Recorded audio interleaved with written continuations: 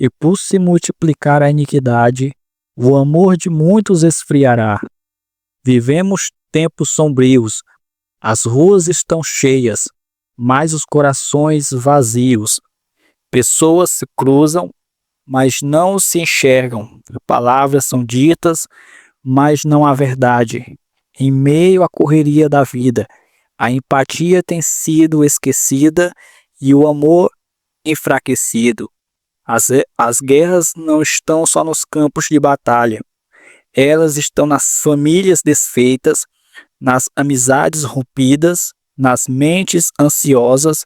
A maldade parece crescer como erva daninha, e muitos perguntam: onde está Deus em tudo isso? Eu sou Elian Costa Santos e quero convidar você para meditar em mais uma palavra no canal Narrativa Viva.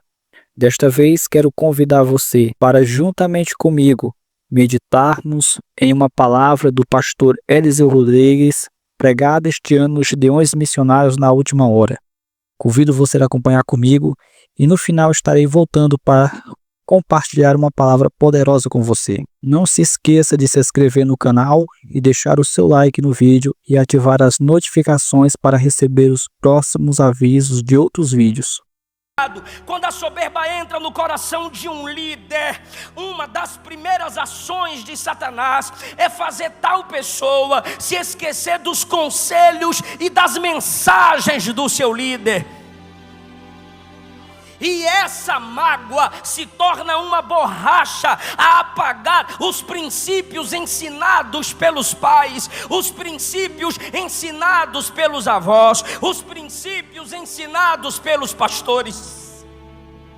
1 Coríntios capítulo 4, versículo 17, Paulo disse: por esta causa vos mandei Timóteo, que é meu filho amado e fiel no Senhor, o qual vos lembrará os meus caminhos em Cristo. Paulo está dizendo: vocês que eu ganhei para Jesus, vocês que eu tenho discipulado, vocês que eu tanto cuidei, não se esqueça do que vos ensinei. Para tirar Davi do coração das pessoas, pois já estava fora do coração dele, Absalão se antecipava às pessoas e diziam: Davi não vai conseguir resolver o problema de vocês, deixa comigo que eu resolvo. Ele estava assim criando a sua própria congregação, a semelhança de pastores propagandistas que vivem se rebelando, cheios de ira, cheios de ódio, cheios de vingança, e prometem que sua igreja é um pedacinho do céu, mas na realidade é uma antessala do inferno, porque quem pastoreia ali é o imitador de Satanás, rebelde, revoltado e vingativo.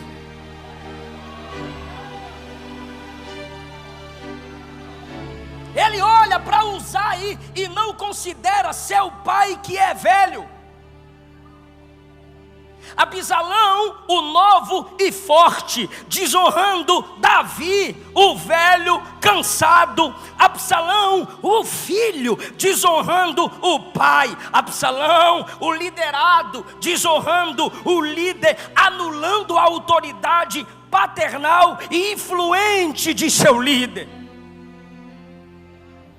Criticamos, rimos, zombamos das falas mal expressadas dos nossos anciãos cansados, e só estão tão cansados por terem tanto dado a vida para que o evangelho chegasse onde chegou. E uma fala mal expressada, mal colocada, faz com que essa juventude que ainda está no berço do ministério se achem dignos de criticar homens que já deram a vida pelo ministério. Querido, enquanto você estava na fralda, esses anciãos estavam servindo ceia para seus pais, ceia para seus avós. Como você construirá a sua própria história se você não é capaz de respeitar a história de quem já viveu o seu futuro?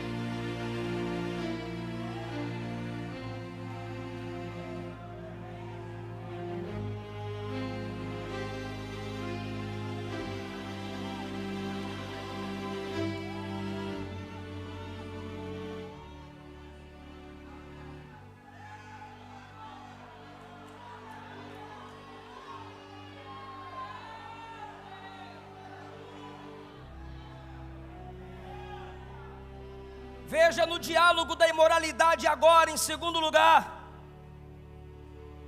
Versículo 20, então disse Absalão a Aitofel, lembrem-se que ele acabou de escutar o primeiro conselheiro, Uzai. Agora ele não se contenta em escutar o conselheiro Uzai, ele diz, eu preciso ouvir Aitofel. Ele olha para Aitofel e querendo construir mais um diálogo de rebeldia, mais um diálogo de deslealdade, ele diz a Aitofel, e aí, me aconselhe, o que a gente deve fazer? Aí Aitofel vai aconselhá-lo dizendo no versículo 21, se deita com as concubinas de teu pai, e assim todo Israel ouvirá que você está aborrecível para com seu pai, e eles fortalecerão as mãos, e todos aqueles que estão contigo te apoiarão. Olha esse diálogo da soberba, do orgulho e da rebelião.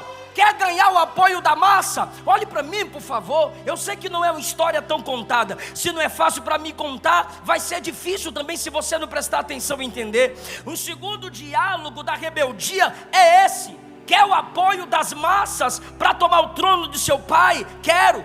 Quer ver o Israel inteiro te aplaudir? Quero. Quer ver Israel te abraçar? Quero. Cometa imoralidade sexual.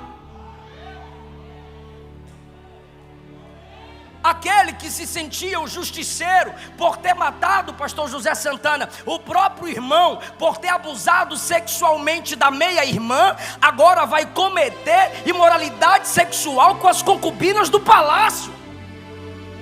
Você não matou Aminon por ter abusado sexualmente de uma moça? Sim. E agora você vai fazer o quê? Vou abusar das concubinas do palácio. Vou abusar sexualmente delas. Para quê? É isso que é assustador. Para quê?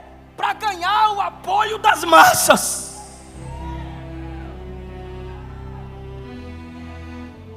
Quer viralizar no TikTok, mocinha? Continue com suas danças imorais. Quer ter mais curtidas nas suas fotos? Continue alimentando a cobiça dos imorais com a exposição de seu corpo, que hoje é belo, mas um dia vai murchar. Corações orgulhosos, corações imorais se elevam acima do princípio da modéstia. Essa é uma geração pornográfica, e o assustador é o conselho de Aitofel, como combina com a nossa geração. As massas vão te apoiar, Israel vai segurar na sua mão, o povo estará, ganhei, obrigado, o povo vai estar com você. Então cometa a imoralidade sexual à luz dos olhos de todos. Parece com a nossa geração. Para protestar contra Davi, ele teve que forçar as concubinas a terem com ele relação sexual. Ei, uma das armas dos revoltadinhos é a imoralidade. Eu vou falar e você confirma se eu estou mentindo ou falando a verdade. Entre os jovens mundanos, as músicas mais ouvidas e coreografadas, ou seja, que geram as dancinhas imorais, fotos e vídeos com mais curtidas e viralizadas, imorais, cantores e pregadores em alguns eventos mais badalados, imorais. Como protestam contra o cristianismo, colocando crucifixos em suas partes íntimas. Como o mundo protesta contra a família tradicional, criando a ideologia de gênero, pondo drag queen para dançar de modo imoral perante os olhos das crianças, e a Globo vai aplaudindo. Como protestar contra a igreja histórica e protestante, abrindo igrejas liberais, abrindo igreja inclusiva, colocando a plaquinha colorida, colocando gente que vive na prática do pecado para servir ceia, cantor e pregador no terceiro, quarto casamento, pregando nesses púlpitos. Não são igrejas, são sinagogas de Satanás.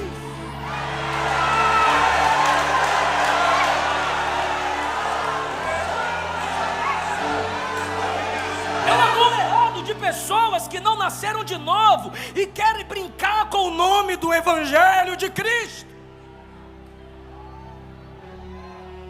E para que imoralidade, irmãos? Para minar a autoridade da igreja. Eu tenho 3 respostas para 3 classes de pessoas, e eu vou ver quem é de Bíblia agora. A primeira classe é aquela que é formada por aqueles que defendem os rebeldes, desrespeitosos e imorais. A minha resposta para você está em Romanos 1,32. É digno de morte quem é imoral e aprova as imoralidades.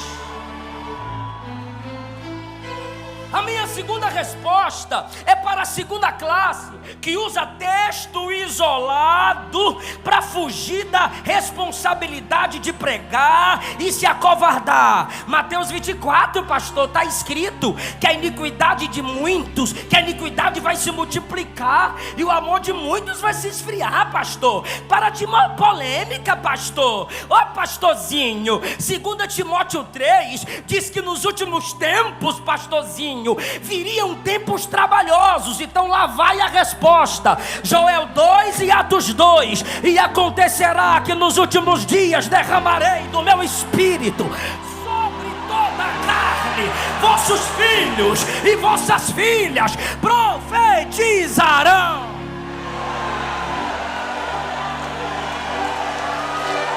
Tem gente que não entendeu. Se é nos últimos tempos que o inferno fala de lá para cá, é nesse tempo que a igreja vai falar daqui para lá, porque ela tem a autoridade da palavra.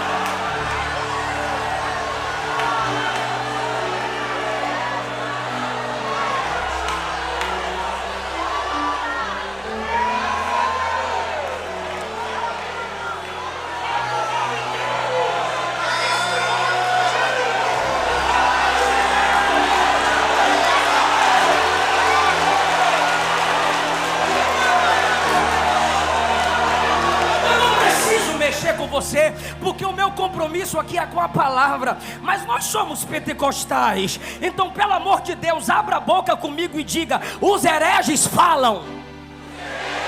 Abra a boca, tá com medo de quê? Diga: os hereges falam.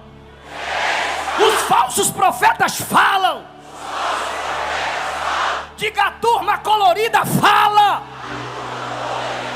As seitas falam. Teólogos liberais falam.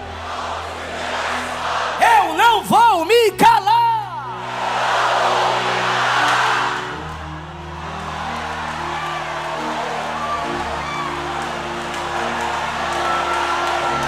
Sentindo a presença de Jesus nessa palavra. Na história de Israel tem Davi que em fraqueza adulterou, tem Aminon estuprador, tem Absalão abusador, tem Sansão que se prostitui, mas tem Natã que confronta, tem Eleazar que crava com a lança os imorais, e tem Jeremias que denuncia, e tem João Batista que diz: devolve a mulher do teu próximo. Eu quero saber se ainda tem profeta nessa geração.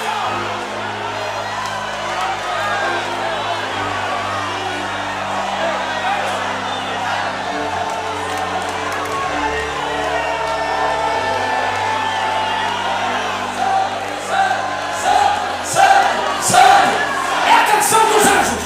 É a canção dos anjos. Santo, santo, santo, santo. É a canção dos anjos. Santidade ao Senhor.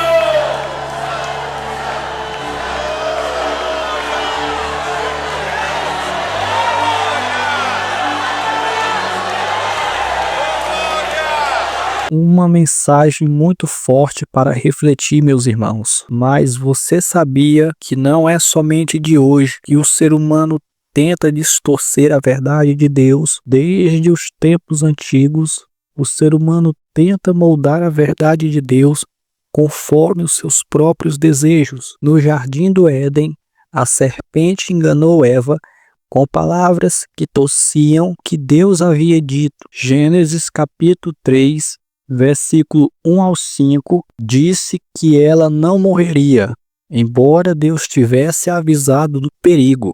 E assim a verdade divina foi trocada por uma mentira conveniente. Com o passar dos séculos, esse padrão continua. Em Romanos capítulo 1, versículo 25, Paulo escreve que muitos mudaram a verdade de Deus em mentira e honraram e serviram mais a criatura do que o Criador.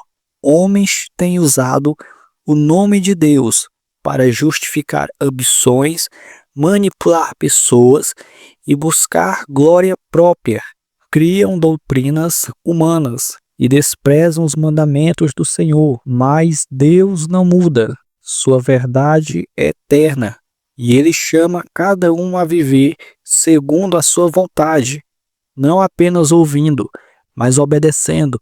Jesus disse: nem todo que me diz Senhor, Senhor, entrará no reino dos céus, mas aquele que faz a vontade de meu Pai. Viver segundo a vontade de Deus é renunciar a si mesmo, andar em justiça, amar ao próximo e permanecer fiel à palavra.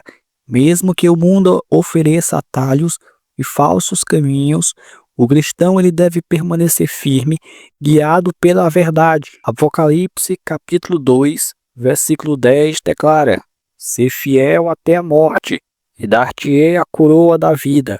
Aqueles que perseveram, mesmo em meio às mentiras do mundo, receberão não apenas a paz de Deus aqui, mas a vida eterna ao lado dele. Compartilhe este vídeo, que Deus te abençoe e te aguardo no próximo vídeo.